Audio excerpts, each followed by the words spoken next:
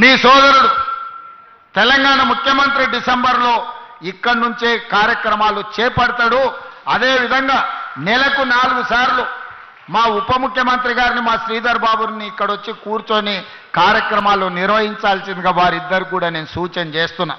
మనం ఉంటే వ్యవస్థలన్నీ ఇక్కడికి వస్తాయి.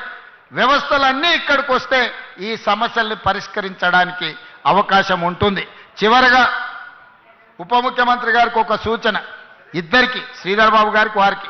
శ్రీధర్ బాబు గారు 10 ఎకరాల భూమి సింగరేణికి అలాట్ చేయండి. ఇందులో అదేవిధంగా బట్టి గారికి నా సూచన, సింగరేణి కార్పొరేట్ ఆఫీస్ ఇక్కడ మీరు నిర్మించండి.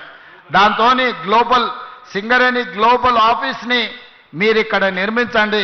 10 ఎకరాల స్థలం శ్రీధర్ బాబు గారు అలాట్ చేస్తారు.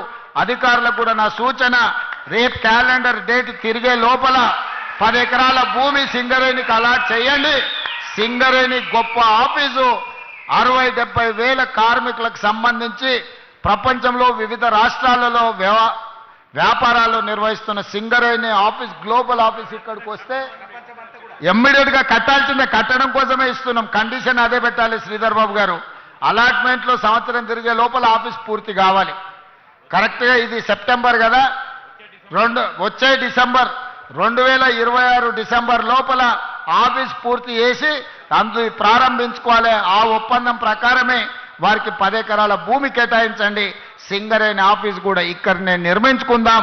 స్కిల్ యూనివర్సిటీనే కాదు, భవిష్యత్ కార్యక్రమాలన్నిటిని కూడా ఇక్కడి నుంచే తీసుకుంటాం. దీని మీదనే మన భవిష్యత్ తరాల యొక్క భవిష్యత్తు ఆధారపడి ఉన్నది.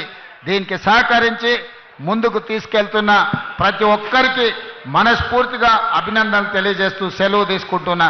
ధన్యవాదాలు.